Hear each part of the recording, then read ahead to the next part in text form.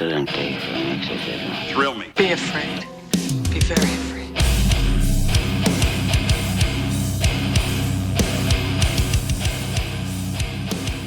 What's up, everyone? Welcome to the Horror Flicks and Guitar Picks podcast. I'm your host, Tim, and today I'm joined, as always, by my co-host, Steven. How's it going, man? It is going well. I don't have a funny quip to have.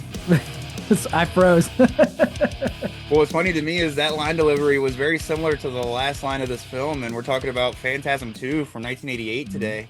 We'll get to that when we actually talk about the end of the film, and I'll try to remember to reference back to the beginning of this conversation when we get there. But what's funny is I always think to myself, like, every day that we do these episodes, like earlier in the day, I think to myself, like, why do I always say, like, as always, my co-host Steven? Because, like, you're on every other episode, so it's not always. And, like, sometimes it's been, like, this is like a 3 week gap that this episode will As come out, but sometimes, maybe. as most times, my co-host Steven. But no, hell yeah. But and of course, like I mentioned, we're talking about Phantasm 2. But before we dive right into that, do you have anything you've been listening to or anything horror related that you've been watching or been doing? I haven't, not a whole lot of new stuff. One of my like current favorite bands, Drug Church, they released a new single. So I've been listening to that a little bit. But as far as new music goes, I've kind of just been listening to some of the stuff that came out like earlier in the year still. Um, I know, actually, I think it comes out today. I should be listening to it. That band Poison Ruin. Do you ever listen to them? Um, I see them on a lot of shows and always think to mhm. like check them out. But it's one of those things. For some reason, when I see their name, I immediately think of Final Gasp, and I'm like, I'll just listen to Final Gasp, and I Yeah, don't I even could know I could why. It's see just that. it's just the name. But yeah, they have a new album that I'm pretty sure it came out today. That's been on my radar to check out. I've listened to their one single they've been like promoting for this upcoming album. So excited to hear that. But yeah, music kind of light on anything new. And honestly, movies too. It's just been busy with work and everything, and I haven't had a chance to get out to the theater.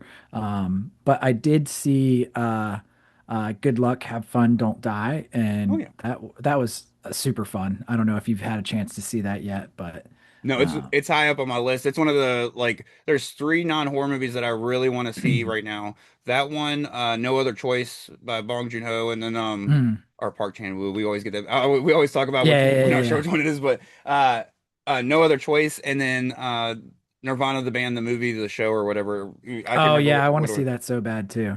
Yeah, those are like the Um, three non-horror ones that I'm like dying to watch right now, and they're all hidden digital, so it's definitely mhm. on my watch list. But Yeah, I think we're getting to that point where like all the stuff that's been in the theaters that I missed, like I'm gonna be able to watch it soon, or it's available to rent, but it's like $19, and I'm like, I ain't trying to watch that for 19 bucks.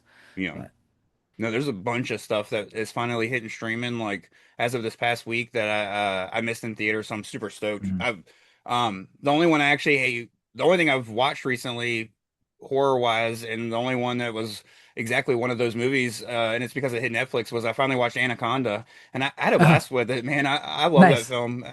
It's I definitely wouldn't say it's gonna be like one of my well, it came out last year, so it wouldn't have been because it came out like December, like about Mhm. Christmas time. So I definitely say if I saw it, it wouldn't have been in my top 10 of last year at all, but it definitely would have been an honorable mention. And it's one that I could see myself like revisiting from time to time. Not so often, but definitely has some fun ass moments in it and stuff. But Nice. um, Yeah. Penelope keeps asking about that movie, so I want to watch that with her. I think she loves Jack Black, so I think you know, she'll find it funny. She's like, "This movie looks stupid." And I was like, "I hope it is." That's exactly what I want it to be. So, yeah, it's pretty much exactly what you expect is, and that's why mhm. I liked it. It's just like um, I guess the only thing that I would have liked is maybe it could have been like a little funnier, like there could have been like a Mhm. little bit more jokes and stuff throughout. Sure.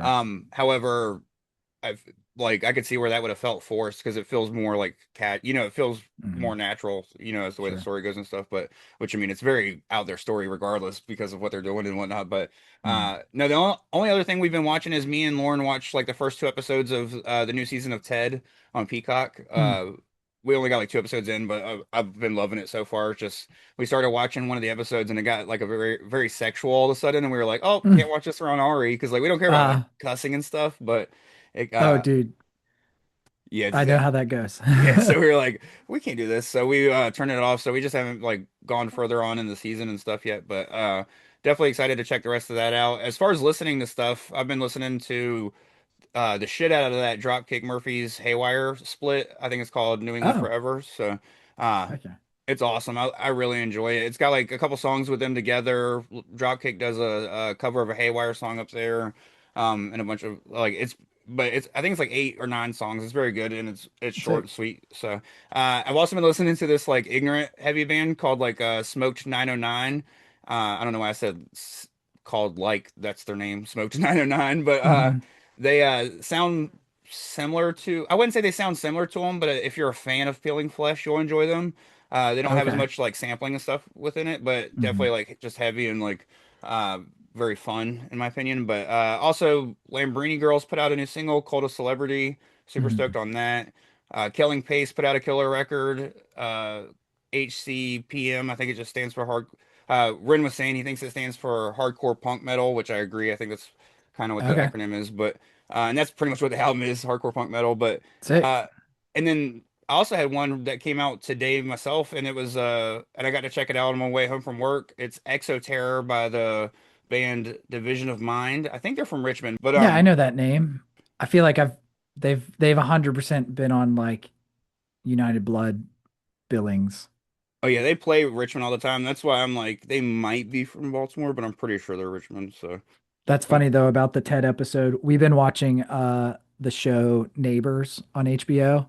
yeah, Uh do you know what that is? Have you seen that or I've heard seen the about it? trailer for it because we watch other stuff on HBO Max all the time. So Okay. It's awesome. I mean, it's just great like real people conflict, which I love the chaos of that.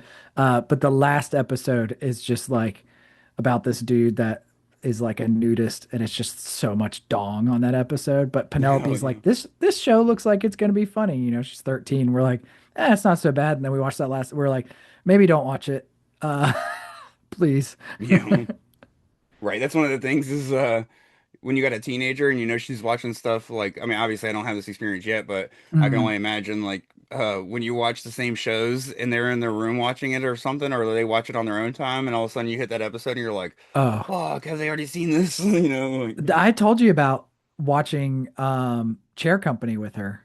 oh no. Or no, no, no. We were watching Chair Company and she came in on the one episode that had like the most insane amount of nudity in it for all of 30 seconds at the very end of the episode, you Yeah. know, and I started to pause it and Katie was like, "Oh, it's fine. This show doesn't really do show a lot. Penelope, you know, she'll be fine." She walks in and then literally like scene happens and I'm like, and if you've watched the show, you know exactly what I'm talking about.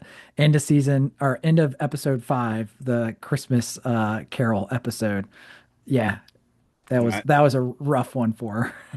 No, it's still half on my watch list. I need to binge that one day, but that's a show that I was kind of like, I'm not sure if Lauren will like it, and I was kind of worried to watch it around my son because I'm just never sure how far he's gonna go with stuff. So I'm glad you said Sure. that. So now I Yeah. definitely know not to watch it around him. So Oh, 100. I mean, it's like it is straight up pornographic. yeah, It's not even just like, oh, there's some boobs. It's like, I mean, it's obviously like a practical like piece, but it's like full on like fellatio shown on screen. oh shit, yeah, I was like, oh my God. And I'm dying laughing because I'm so like I can't believe this is happening. And Penelope just starts screaming like, ah, like what is and happening? And Katie's like, turn it off, turn it off. And it lasts for like 30 seconds, not even like it's just nowadays when you click like power off on a TV, it takes forever. It says like powering off for like 5 or like a yeah. good 10 seconds, so you're still stuck watching it for. So even if you did Oh turn it my off, it's not God. like it would instantly cut like back in the day where it was just like, "Choo." Yeah. But no, Yeah, it's fucking she was wild. bummed. She did not like that. Damn. Well, yeah, what are you gonna do? No, that's pretty much all I've been listening to and watching. I did finish reading The Shining. Absolutely like absolutely adored the hell out of it. Nice. That's another one that people talk about all the time and they're like, would it like benefit from a adaptation, like a new adaptation and this and that? I think it definitely would. It's such a different like the story's so different from the Kubrick film. I think if Interesting. somebody did it and maybe just changed the name to like the Overlook Hotel or Mm, I don't know, just maybe Danny Torrance, or I don't know, just found a hmm. way to name it something different so that way they could, maybe separate themselves a little bit from the expectations of it following the original film at all.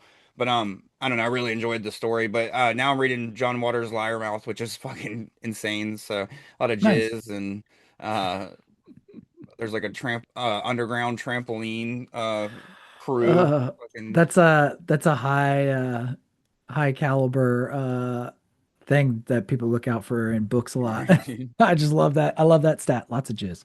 Yeah, if you like a Uh, lot of jizz in your books, read some John Waters' Liarmouth. So. oh my God. That's awesome. Heck yeah. But the only other thing I wanted to mention real quick before we jump into Phantasm is last Mhm. week I did a monthly roundtable episode with the guys and we talked about Troma's Toxic Avenger. And small spoiler alert for anybody that hasn't seen the film or listened to that episode, but there's a scene in the film where a kid gets hit by a car on a bike. And for whatever reason, it did not cross my mind to tell the story where I literally watched a kid get hit by a car on a bicycle one time. And it was, it's kind of like makes me, I'll be honest, it's slightly embarrassing on my end because uh, how the story led up to this. So pretty much we went out. I was literally like, I had to be 20, maybe 19, maybe Mhm. 21. So somewhere in those 3 years of age. But, and we just got this random hookah bar in the small town of like, uh, North Carolina where I live. And it's literally like, it's one of these things that like, there's nothing to do around here. Like, none of us gave a shit about hookah, but literally just because it was something to do, we were like, we'll Are go. hookah bars still a thing at There's all? that thing was here for like a year and now it's gone. And like, Mm. I couldn't tell you the last time I saw one. I'm sure there's still one in like downtown areas where there's a lot of like, young people looking for stuff to do, I Now we guess. got But vaping. It's just the right, vaping, all the kids vape with their bar. vapes. But so pretty much we went out to that, and what's crazy is like I guess because we had like a slight amount of nicotine in our stuff, like because you could do it Mm, completely without, or you could have some in it and stuff. sure. Um, it made me sick. So like when we got back to the Mm. house, our plan was to go back to my house, get something. I guess because a lot of people had parked their cars at my house, so we had to go back and get something out of their cars. And we were gonna go to my other buddy's house and like have a movie night. And when I got back to my house, I like threw up, and I was like not gonna go Oh. anywhere. But luckily, like throwing up made me feel better. And so I Mm. was like, all right, we'll go get a movie and we'll go chill at my buddy's house and watch a movie. So we head out and like literally I was like, I'll drive because it like I don't want to get car sick in the back of anybody else's car or anything like that. And I was like, I'm just gonna have my window all the way down. So for like fresh air. So I'm driving, I got my window all the way down and like we don't have anything playing because we're all just like talking and stuff, like no music or anything. And so like I can hear the kid like riding his bike, so I just happen to like look over. And when I look over, it's like a four lane, but there's nothing in the middle because it's like the four lane in the middle of uh like a small town. So it's not like a four lane interstate or Mhm. nothing. It's like a Sure, four sure. lane going through the town. And so the kid was like all the way on the other side and I could see him and it was at night, like late, like probably 10 o'clock at this point, maybe Mm. even 11. And I was like, he's like a little further in the road than he probably should be. And all of a sudden I see like one single car and it like right, there's like a small bridge, like a very small bridge. It's like maybe like four car lengths and then like you're on the other side of it. And right like when we were about to hit the bridge, I saw the car like coming off the bridge, and I was like, that car looks like it's about to hit that kid. So I like just watched as I'm driving because it's not like there's anybody else around me. Like, I'm a swerve Mhm. into or nothing. Fucking watch the car just wham right into the kid, and the kid Oh, like jeez. flipped up. The bike went like it was. I heard everything too because my window was down. It was nuts, and like Oh, only me. It was me, my friend, his fiance at the time. They're now married for years, and then like another buddy who like moved away and stuff. And she heard and like looked at last minute, but like I like saw everything. Like I literally saw like the car come damn. hit everything. And so we like went to the end of the bridge, whipped it around, came up, parked, and like went up to the kid. And we were like, he was unconscious at first, but he woke up and we're like, hey, you got hit by a Jesus. car. And he was like, you hit me with your car. I was like, no, so you got hit by a car. I was like, just chill. You So we like started getting the blame. yeah, he Uh, like and he was knocked out at first and he was like very road rash and stuff, but damn. I will say that like we parked the car, called the cops, and within like not even 5 minutes there was ambulances there, which we were luckily right in front of the hospital, like not even That's gonna good. like coincidentally, but uh like there was everybody there like on scene quick and they literally just took like our like the little bit of details we could give about the car Mm. and like what happened. And then they like told us like just they just took our numbers and told us to go on with our night and they'll call us later if they need any more information. Wait, so did the car run? Yeah, the car hit him and ran and What a piece of shit. but luckily they like went on and found the dude like almost immediately because he had like pulled over down the road and his windshield Mm. was broken and he had like hair in it. Like the kid, Hair? yeah. Jesus. And and the kid had like small, like short hair. It wasn't like he had like long hair or nothing. So that it must have been like he actually hit his head on it like hard. It wasn't like, Damn. but but the kid like woke up and seemed like, quote unquote fine, like considering what happened to him. But yeah, they caught that guy like immediately. They called us back after. I remember we went to our buddy's house. I think we ended up watching like Toy Story 3 or 4 because it had just came out. I think it was 3 Mhm. because it was like that long ago. And I literally fell asleep during the movie and they woke me up like on the floor and they were like, "Hey, the cops want us to come give statements." So we had to like go give our full statement like later on and stuff. But they found the guy because like right up the Damn. road, and we never had to go to court or nothing. So I'm thinking they either had enough evidence or he pled guilty. But no, it's nuts, dude. And my cousin went to school with him, but she was like a senior that year, so Mm, like she did. I don't know if she actually ever got like a chance to check on him, but she like through people in the school heard that he was like fine, like he didn't break. I don't think he even broke anything. He was just like knocked that's good. unconscious and like really road rashed up. But That's so he, wild. yeah, he ended up fine and stuff. But she graduated before I could actually get like any more actual updates from him. So Gotta wear that reflective gear, dude. that shit was nuts, dude. I was like, I'm not gonna lie, I was like, he is not shining enough. You know what I mean? Like, it was one of those things. I was like, I looked over, I was like worried for him before it Dude, was. I It was weird. It was literally like I was worried for him before the car even came into frame, and then oh, you can, yeah, I know what you mean. Where it's it's like like you sense you have like this weird. I've had moments like that where it's just like you're like, why did I feel like I knew that was gonna happen? Yeah, that's crazy.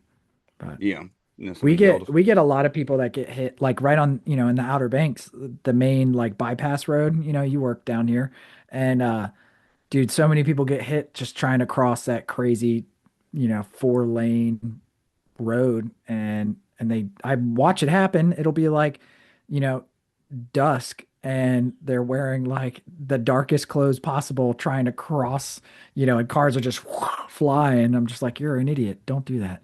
Yeah, So no, the beach road is scary at night. I've walked on the side at night, and I'm like, why the fuck am I doing this? I was young at the yeah, time. I it's was like, nope. gnarly. But Yep.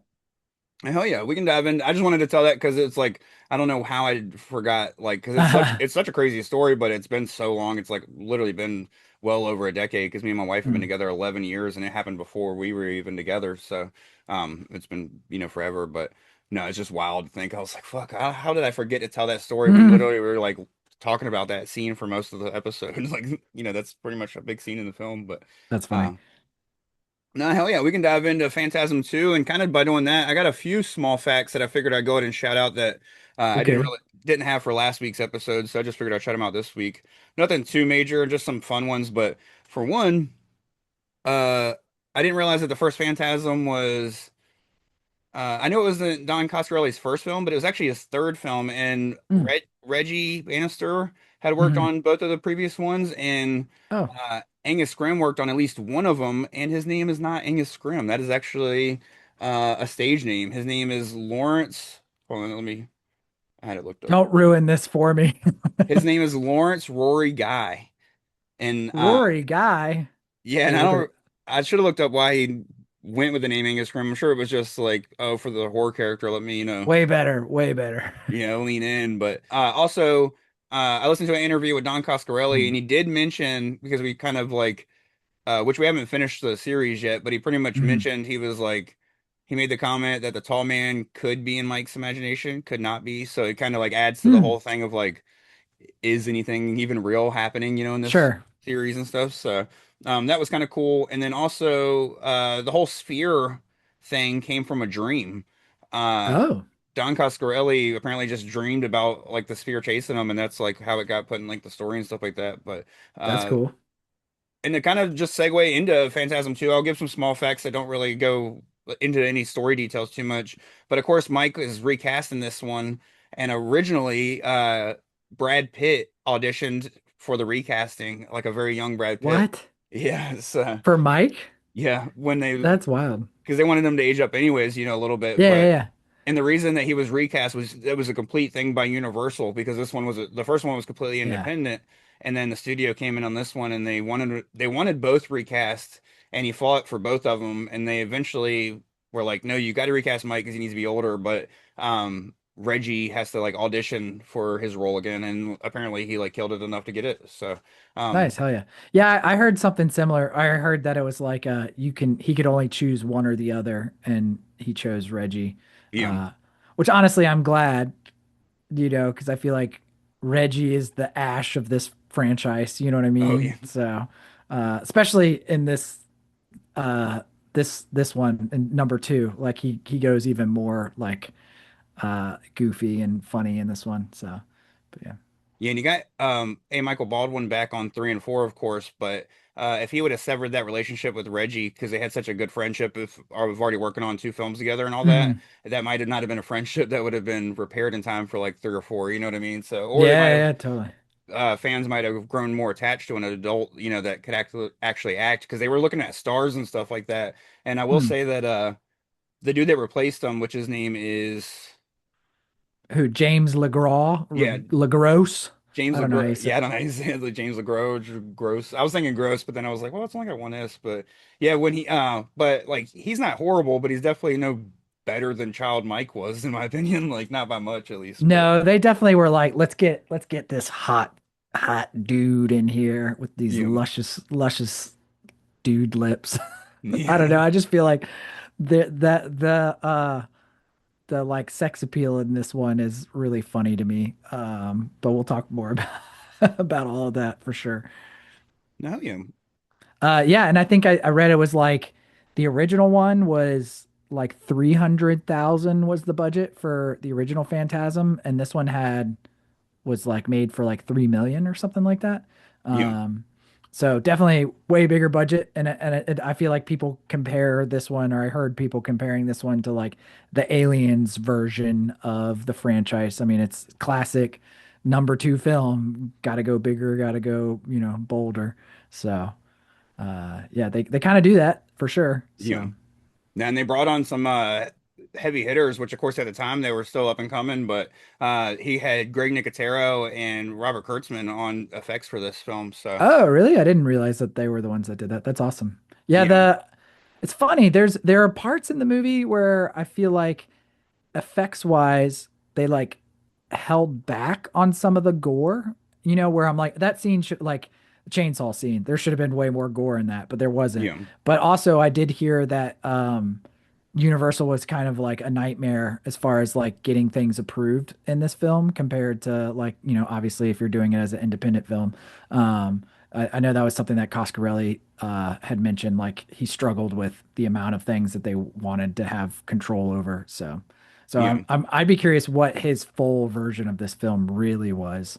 Um, Yeah, apparently the MPAA gave him like a bunch of trouble. Like even the scene where the sphere, because of course we get a sphere kill in this one, mhm. and we get another forehead one, and apparently this one had like a straight geyser pretty much of like blood coming out, and instead you get a lot of reaction scenes from Yeah. what's her name, Liz, I think, and then like Reggie and stuff like that as they're running throughout, and or the priest character, and not Yep. Yep. Reggie, but so you get other reactions and stuff like that, but.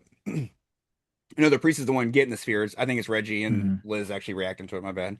But yeah, so uh this one is definitely cut more than like the original one, and that one like you said definitely benefited from the fact that it was like truly independent, so nobody was fucking with it as far as producers and or the MPAA is as much at least because they were like they probably just like gave it a pass over and like, whatever. And Yeah. because it's not going to be in front of so many eyes and stuff. And it like grew over time from like, Mhm. being re-released, and he did like a roadshow type tour and stuff, and then eventually, grew to decide to do Phantasm 2, which apparently that's another thing that he said in that interview that when he did the first Phantasm, he didn't really ever like he was always a genre fan, but he never Mhm. necessarily wanted to do genre films, but he heard somewhere he said he thinks it was Famous Monsters magazine. He read it, or just somebody said it, but he heard somewhere that horror movies always make money, which of course now they're so flooded. The market's so Yeah. much more flooded, so that's not necessarily true now. But like in 1979 is a different story. So Totally. um, he heard that somewhere and decided to like take a shot at horror films because he was saying that his first 2 films were just marketed like shit by the companies that distributed them and Mhm. stuff. So he decided to take a chance with horror, and that's where Phantasm happened, and it like exploded. And he never really like wanted to return to the franchise ever.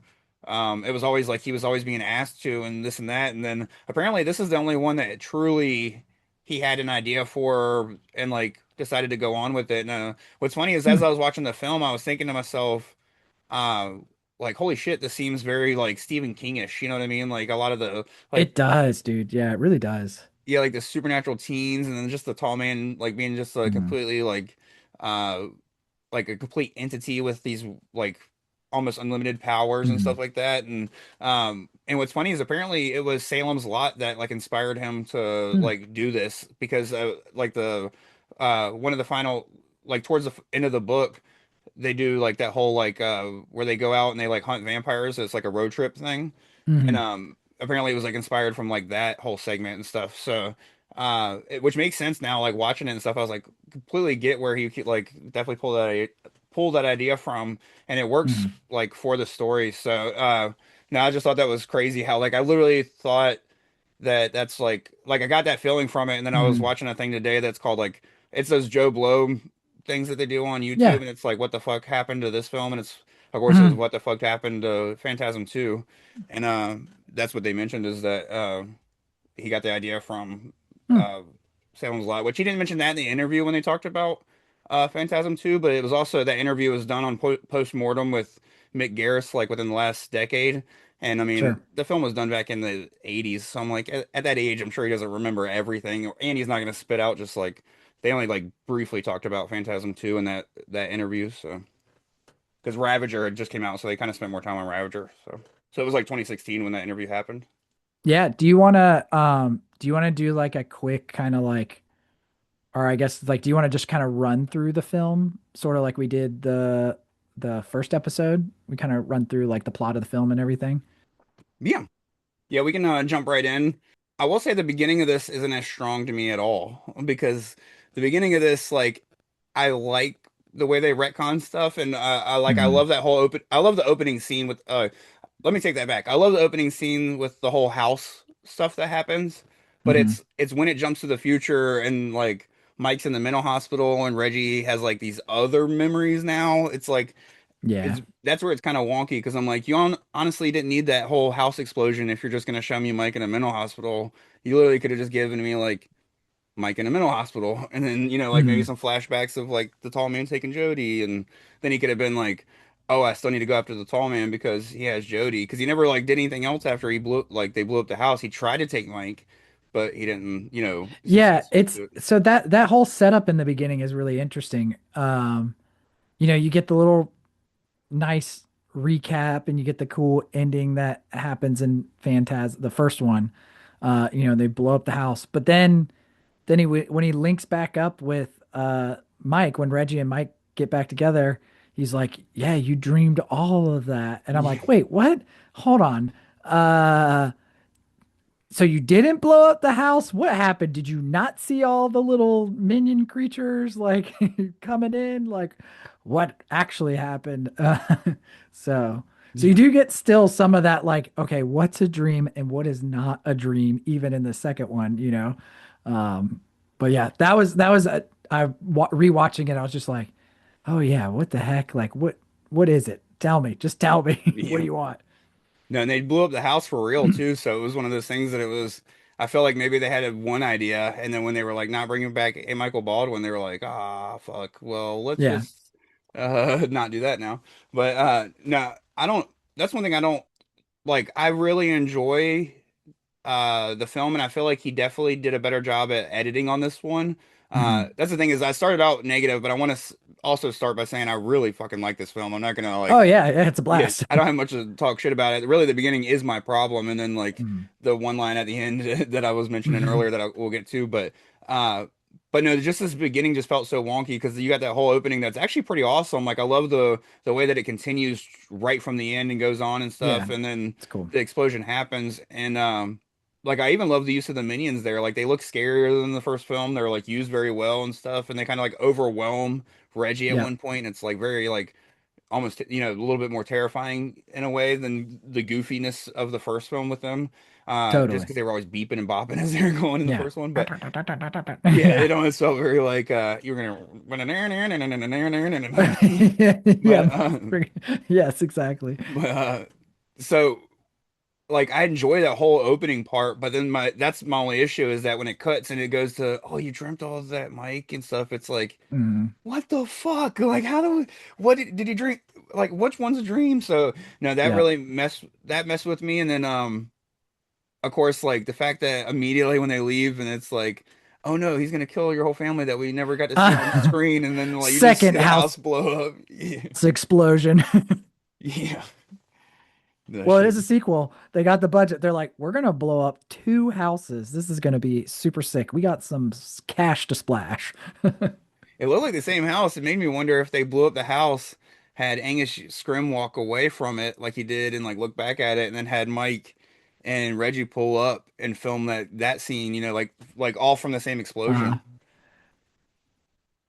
Also, I love in that scene when tall man shows up, he pulls the casket out, he opens it up like gonna be putting some bodies in here, and then the house blows up, and he's so disappointed. He's like, and shuts the casket and pushes it back, like not putting any bodies in here anymore. Yeah, It's so good. I love how Mike, when he's leaving the mental institution, how easy it is. He's just like, yeah, just don't say anything. Don't say that you're crazy. Don't say anything about all the stuff you've been saying.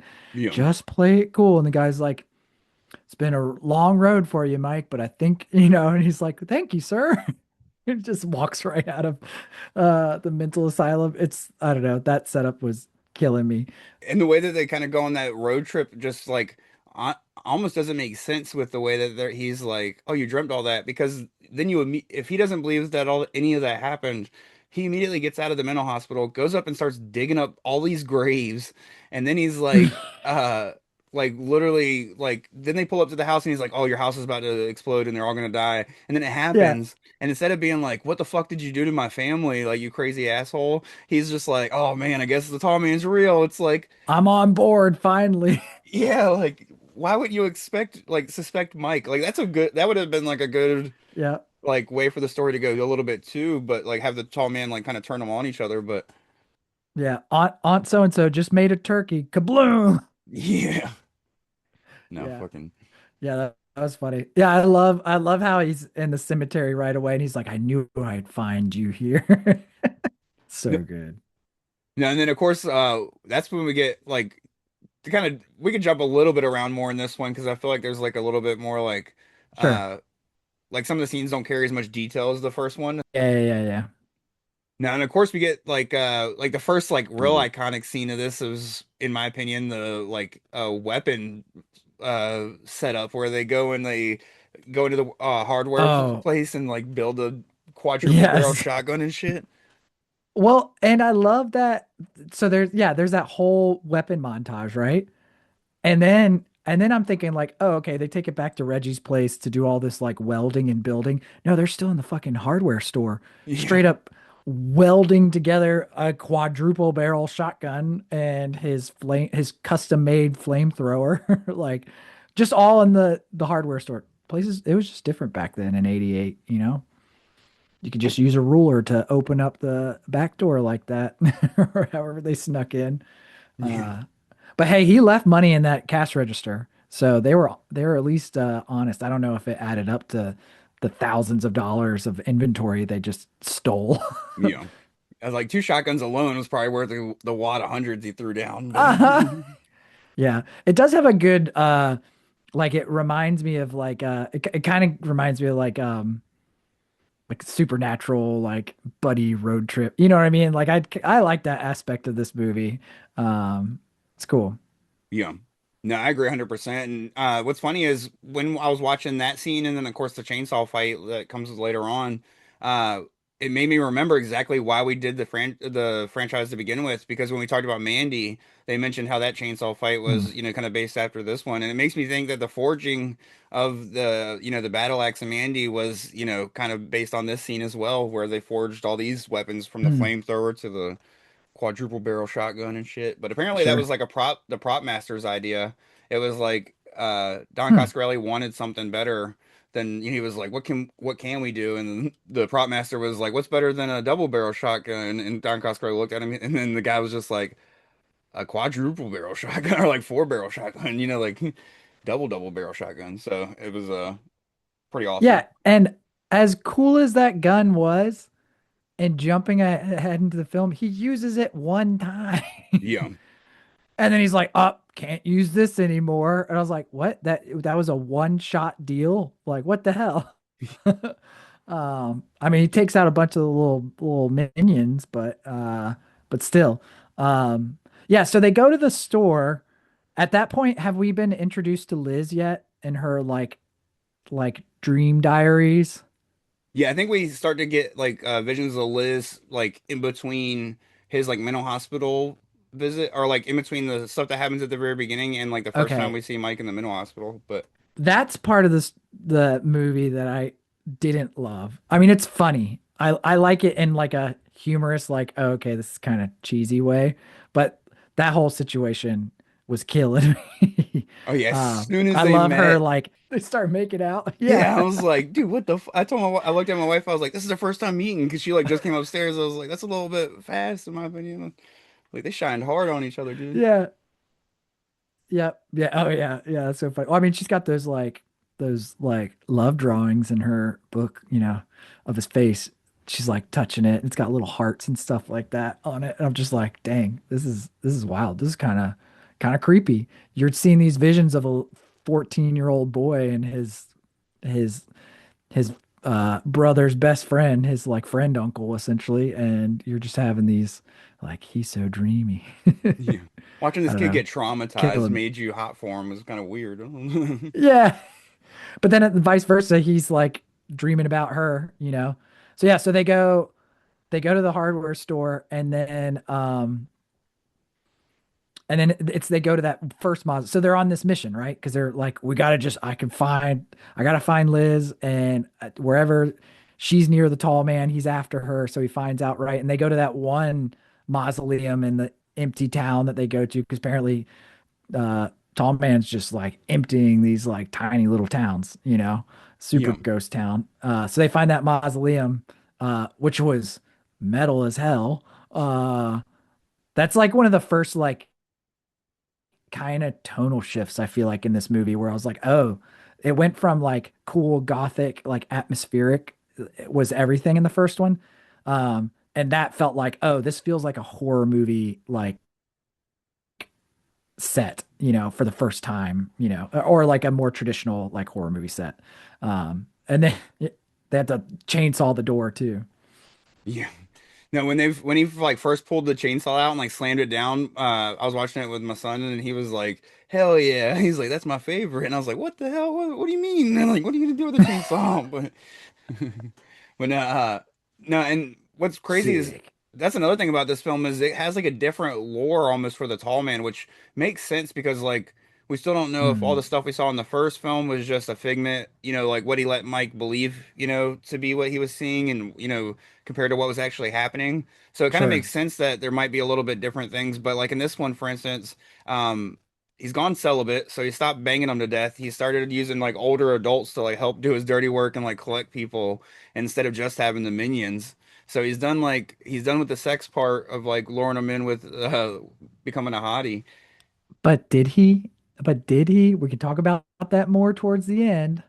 True, very true. But and then of course, the other thing that changed with the lore a little bit is what you just mentioned, where it's almost like he's completely like he's become like a Galactus to these towns. It's not just the cemeteries anymore. It's like he's almost completely wiping the Mm, whole town instead like he's making the entire town terrified. So it's almost like when he comes through, he almost like the town feels it and becomes threatened. So like it not only becomes a ghost town, but the few people left are like so mm, scared to leave their homes or businesses and stuff. So no, it's wild the difference in like the two, but it makes sense. I mean, they did a good job with this, just like we mentioned how Evil Dead 2 and Texas Chainsaw 2 kind of grew with the genre. This did a great job of adding all the crazy mm. effects, that Nicotero and Kurtzman do so well, and then also like keeping uh the spirit of the first one. It definitely still has that like let's I wouldn't be surprised if not Yeah. a single woman liked this franchise because it's a very like, oh, this is a man's franchise, what I mean? Like it feels like everything needs to be like Oh yeah, quote unquote dude. manly or whatever. I mean, they literally. I mean, so our first, although we haven't met her, but our first introduction to Oh my God, why can't I think of her name? Who is Reggie's girl? Oh, Alchemy. Alchemy. Yes, that's Yep. right. So we get first introduced to her when they go into that mausoleum, and she's dead on you know, a slab, you know, and and then she disappears. Mike is like, "What the heck? What was that?" Oh, so he knows something weird's happening. Um, and then Reggie's in the basement, and we have a very like Nightmare on Elm Street moment where the creature comes out of Liz's back, which but then it's not Liz. It's a another fake person, whether it's a apparition or whatever it is. But yeah, it's definitely yeah. The introduction with alchemy is just like, oh yeah, just throw her like, let's see her naked. Like you Yeah. could tell that was classic 80s sleaze that they were just throwing in there. So yeah, so I could see why chicks maybe wouldn't dig this franchise that much. Yeah. And I will say Phantasm 3, which not to jump too far ahead or spoil anything about next week's episode, but when I was talking about thinking that a future sequel was my favorite, I was thinking two, but then I had them mixed up with three. Three is actually the one that, if I remember correctly, is like my absolute favorite. Like I actually might like more than the first one, but Oh hell yeah. I can't wait to rewatch it. But that one actually has a woman introduced, like a female character that's like an absolute badass. And I will say that Alchemy and Liz definitely don't do, like, they're definitely not damsels in distress at any point. So I will say that he Hmm. doesn't treat them horribly, but the fact that like they're there just to be like horned over the whole time, especially in this movie, and the fact that she's like in love with him without ever having a conversation with him physically, just because they have like this weird like The Shining kind of feeling. That's like another thing that feels like Stephen Kingish, Mm, mm. but no, it's just so like this one I could definitely see. And like the first movie, all the women are there for is literally to be naked and trapped and men to be killed.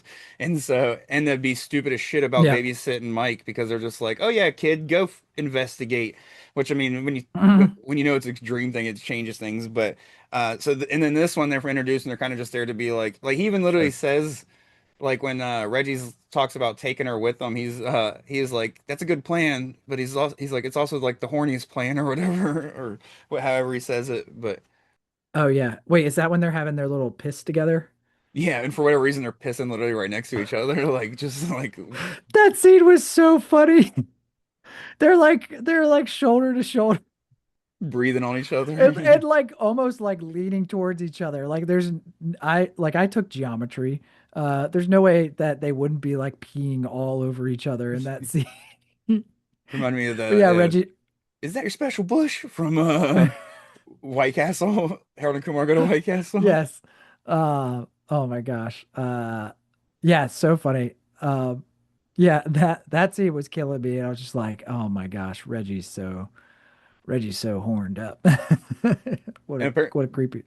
apparently the girl that plays Alchemy or Kimmy, she Uh, said she asked Don Coscarelli, she was like, why would I want to hook like why would a girl like me like want to hook up with Reggie? And she his response was, you have a bald head fetish. And she was like, oh, okay. So that's why that she's makes a lot like, of sense. yeah, Yeah. that's why in their like sex scene, which spoiler alert for something that happens later, but we're not going to really touch on that scene at all. That'd be one we kind of skip over, but that's why she's She's like like, I slapping love his head your and shit. head. Yeah. Apparently she slapped his head so red that they had to like put touch up makeup on the next scene so because it was like fucking blood red. I'm like, God damn, dude. I remember I felt the same way again because there's like parts of this movie that I didn't really remember what happens. And I was like, oh, she's gonna be bad, because this whole scene, like nothing about that intimacy moment uh seemed like it was fun for Reggie. He's like, what are you doing? It's almost like they're like, don't tell him how you're gonna, seduce him. Just do whatever, and Reggie will just react. And that's how it felt. He's just like, what's happening? She starts uh, like, like doing like a bucking bronco, like woohoo and stuff. Like it is the most bizarre moment of making love ever.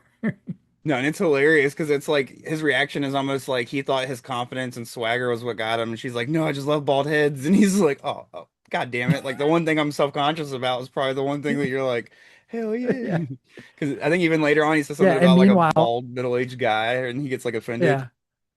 Yeah, meanwhile, you've got Mike and Liz in the other room, and they're just talking to each other in their minds, and they're like, "I love you." And he's like, "Whoa, how are you talking to me? You're not moving your mouth." And he's like, "We're dreaming, Michael."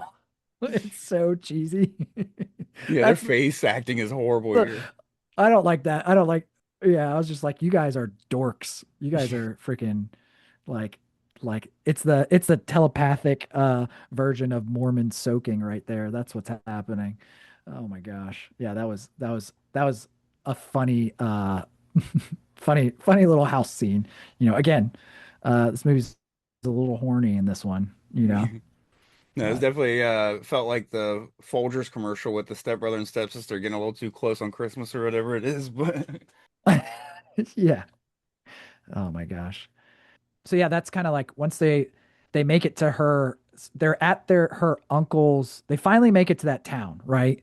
yeah, I can't remember the name of the town. It's like Porgery or something. I don't know. It starts with a P. It's some weird word name. Progden, I think it But was. yeah, she's like, I have a uncle that has like a bed and breakfast. Progden, yeah, My- Portugal. I don't know. Anyways, they're going to her uncle's bed and breakfast that she hasn't talked to her uncle in 10 years, and surprise, it's abandoned. So they shack up there, and it has electricity still, which is hilarious. Um, uh, so, and then that's when they like finally like all get attacked by Tall Man takes Liz. So then it's like we gotta save her, and that kind of leads up to like the whole like main the funnest part of the movie in my opinion when they go to the mortuary. And but we're missing some stuff too. Now that I'm thinking about it, there's like all the stuff with Liz's grandma and that whole thing that sets up the whole like why he's even in that town scenario.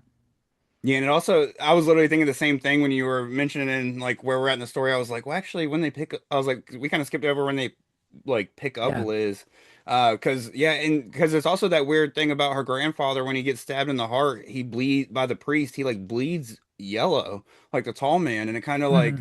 makes you wonder, like, did the tall man bring other people here? Does that mean that Mike had like like other people from his species here to like help him, Sure.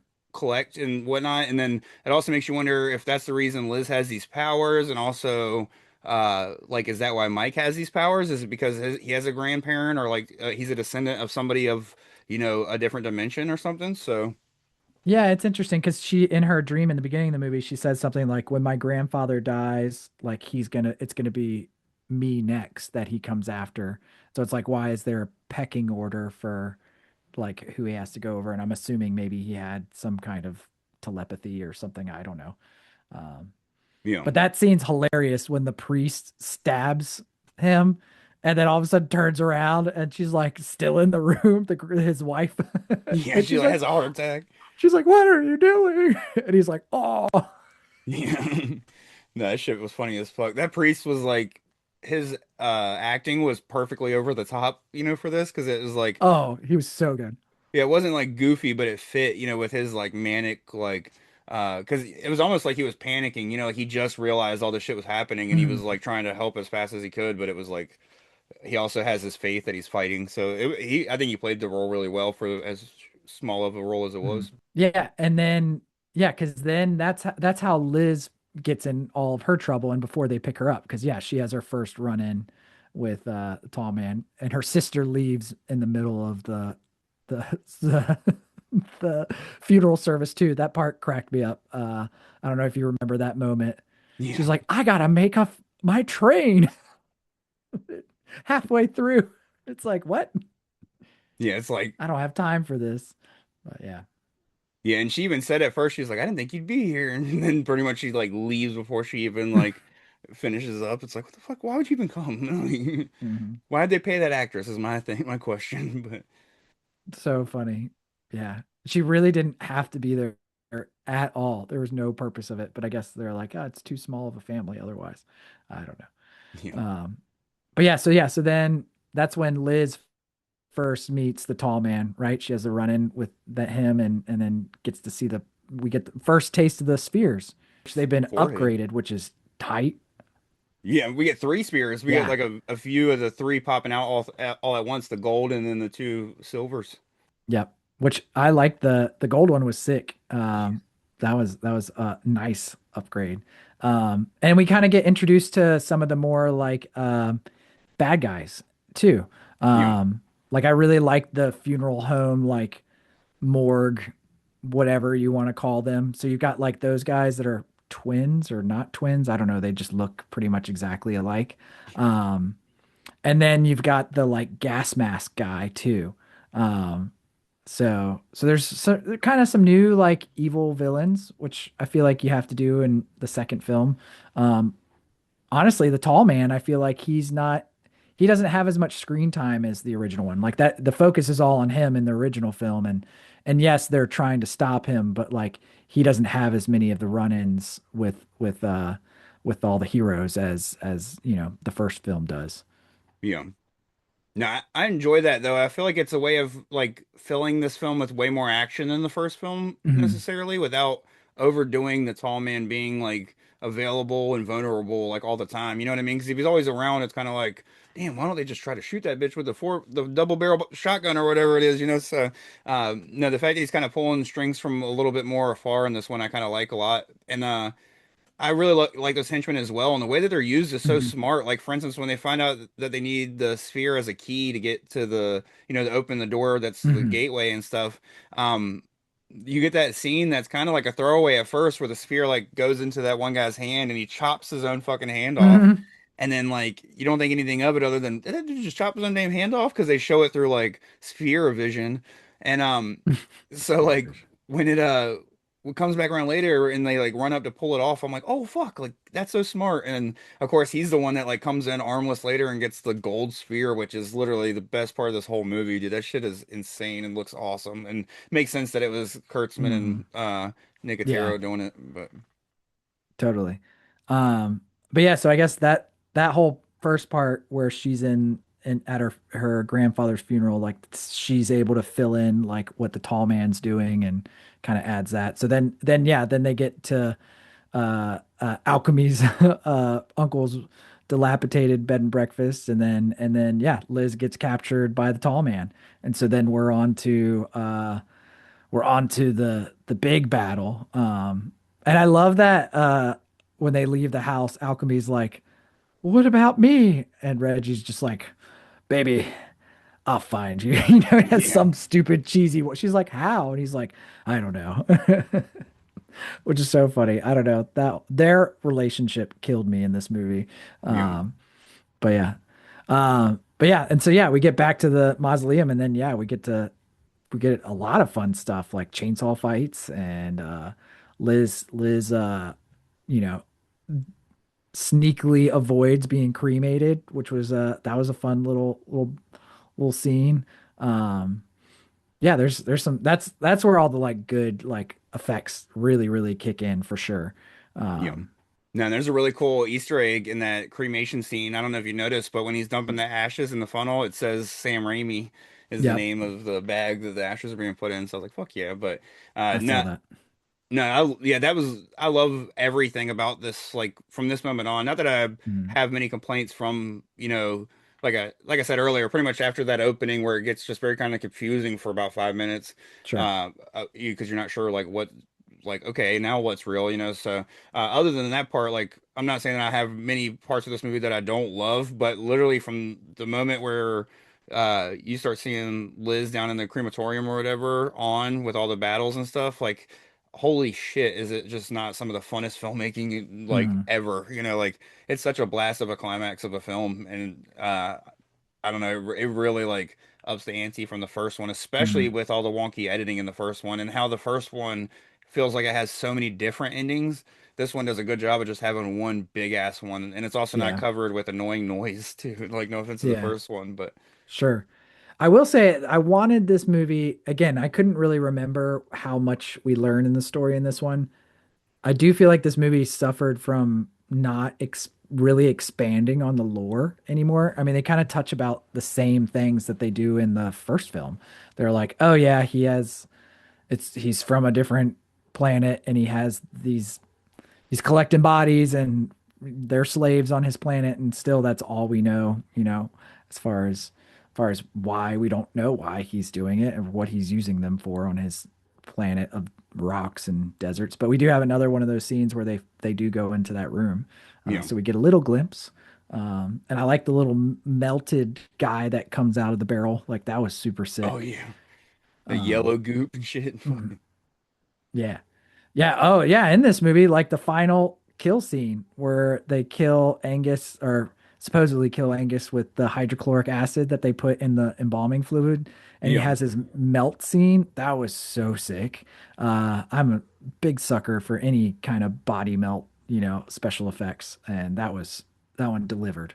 So, Yeah, between those two and then like the effects behind the gold sphere, which to kind of dive a little mhm. bit more into what happens in that scene, I feel like the way that it like enters his back and then you see it like just go through his body and come up into his mouth, then it goes like up into like then you get that final shot of it just in his like uh, mouth, pretty much just showing that it traveled all around inside of his body and just like destroyed him. and it's And like like, stuck. It's like yeah. like it just like stuck in his mouth. So cool.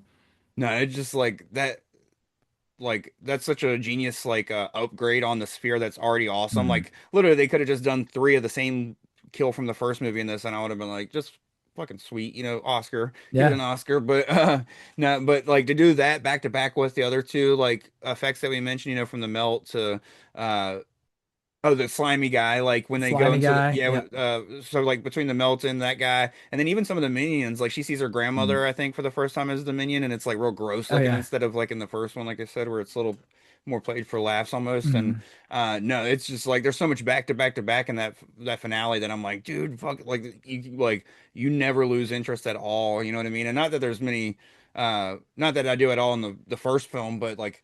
Um, it's just it's one of those things that once it kicks in, you're like, damn, where's Mhm. like how's it gonna up the ante more? And no, I just love everything that happens in that whole all the set pieces too just look Yeah. amazing. They like grimed them up. It feels very like middle of the franchise Nightmare on Elm Street, like a lot of this film does to Oh, me. totally. Yeah, I could see that 100%.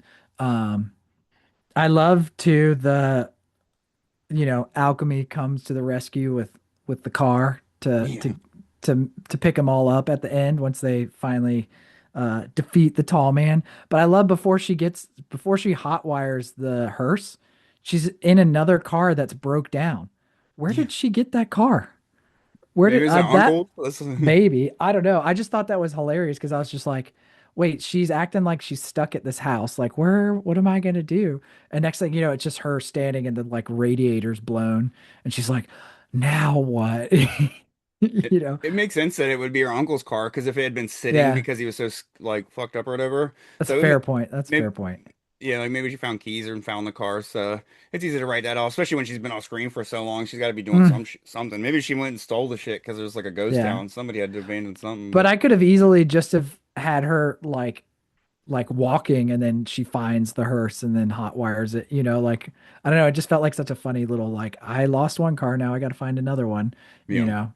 But um yeah, and then we get the ending. And alchemy, surprise surprise, is not what you think she is. yeah. So, which leads me to ask, is that the tall man? So I think that's where I don't. I definitely think it's the tall man in that final scene, but I Hmm. don't know if I believe that it was the tall man the entire time. You know what I mean? Like, I want it to be the tall man. yeah, I Just mean because for I think obvious it's funny. reasons. Yeah, I think it's funnier if it's the tall man kissing on Reggie's forehead. right. Oh yeah, then especially now that yeah, because then it would add to his lore of having a fucking bald head foot fetish. That's what So, I'm saying, man. It's a tall man. He's a freak.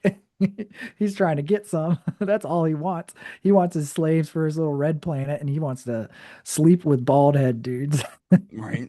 Hey, that's why he's got all those male slaves. You know what I mean? Like none of his minions in this one were female. I'll say that. So. Grandma was one. Remember? Well, no, she became like I meant like the full grown adult ones Oh, that were oh, oh, like yeah, yeah, yeah. yeah, I got you. Yeah, you're right. yeah. But no, hell yeah. He's like, I'll do all the female work myself, guys. Don't worry. Like I got that Uh, handled. uh, But so funny. I can't wait for Yeah. Ravager when he's pregnant with Reggie's baby. No, I'm just kidding. Oh my But gosh. but hell yeah. And of course that's my only second, like, pretty much, I mean, there's minor complaints, if I was getting real nitpicky, but my Mm. second major and only real complaint about this film is that final line, man. I fucking hate it when Tall Man's like, no, it's not. I'm like, Oh, what? Like, it was so like cringy. I with was like, yeah, because she's like, we're just dreaming. And it's just like, no. he's like, Yeah, it no, was you're so. not. We're gonna wake up. It's a dream. It's only a dream. It's not. Like he literally says it like a fucking like bully. No, you're not. Oh yeah, that was The like roar. like fast food commercial level cheese one liner. Yeah, it was. I was like, fucking. No, that's the only thing is like the first one ends on such a hard like because I think he just says boy at the end of the last one, right? Or something, or Yeah, yeah, yeah. it says something, but it's like literally just like so quick and just the tall man enough. So it's almost like you didn't even need that line. You know what I mean? He literally could just opened it up and been like, Mm. uh, we'll see. Like even if he would have said something like, we'll see who's dreaming or something, just anything other than Boy. yeah, he just Yeah. said, no, you're not. It's like he would have been No, like, you're not. girl. No, and he doesn't even say it, just like comes in her head, Yeah. girl. And she's like, Oh yeah. Oh no. does their Yeah. fucking horrible face acting. But no, I will say that I think there's like a mini documentary called The Women of Phantasm, which I want to check out. And like I said, Yeah, we should watch it. Yeah. yeah, three, we'll definitely try to watch it by Ravager so we can chat about it a little bit. But Mm. no, three is the one that, like I said, has actually like a badass female protagonist, and it brings on like another little kid that's not Mike, and I just Yeah, I love. remember that. I don't remember exactly, but I do remember being like, "Oh yeah, this is sick." So, Yeah, it's almost like having a Mike, like a kid with the charisma and mm, like attitude of Mike, but it's a better actor. You know what I mean? Because actually like sure. a studio film and stuff like that. And of course, the girl's awesome and stuff like that. And Mm. Reggie's doing his normal horror dog shit. So I think even like there's a scene where he, like small spoiler alert for Phantasm 3. So if you're like watching before listening to each episode or whatever. It's very small spoiler alert, but I think there's a scene where he makes that kid sleep in the car so he could try to get laid and still doesn't get laid or whatever. And like she immediately is like, no, like but and he like makes the kid sleep in the back seat of the car. But now, So funny. shout out to this car though. This car is not the same as that car from the first film. It is a '71 Hemi Cuda and stuff, and the first one was a Plymouth Cuda and stuff. But this one was owned by Dak Coscarelli, which is his father, who's also like a Sick. producer on all these films. So, shout out to Don Coscarelli's dad for being supportive father.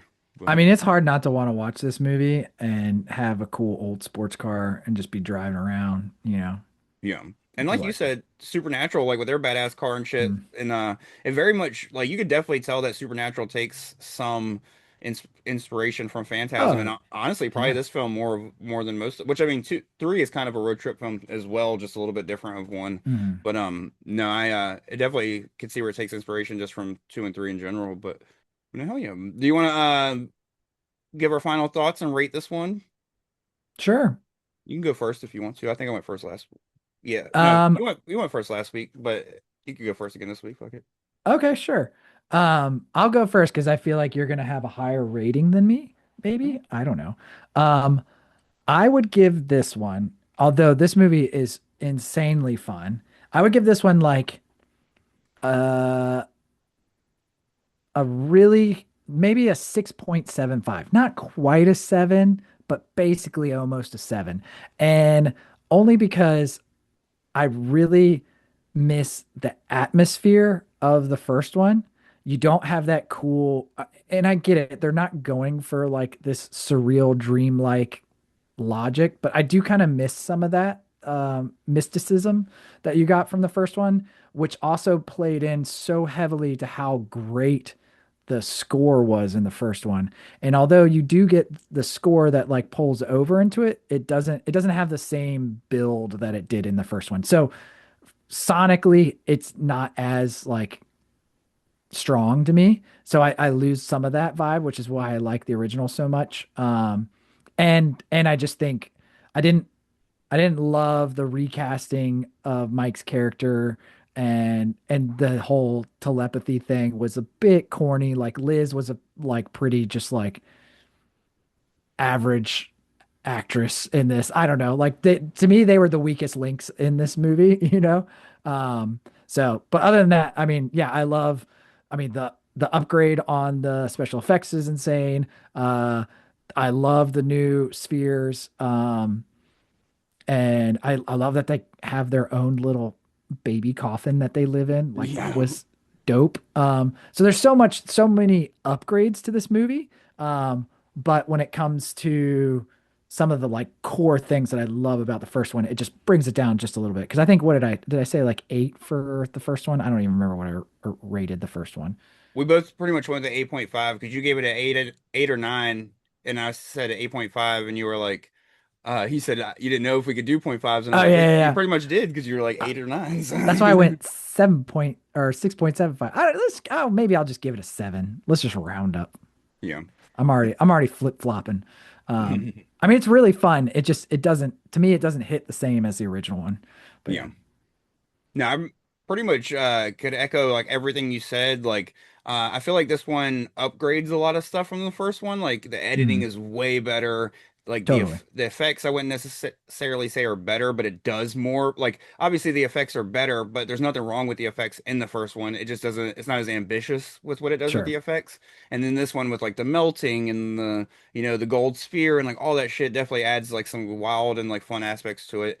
And I really love like the growing of the lore with like there's another kid out there with like the same uh Mhm. special abilities as Mike and like all this, and it feels I love like how it feels pretty much like a Nightmare on Elm Street 4 through 6 by way of Stephen King. Like I just love Mhm. all that. But I am right there with you. There's something about watching this one and watching the first one that there's such a different like dream uh like very just dreamscape almost like atmosphere Mhm. that you just get lost in that first one. That's almost just very like you just can't do it. Like you pretty much can't Capture it the same. Is that what yeah you're trying to say?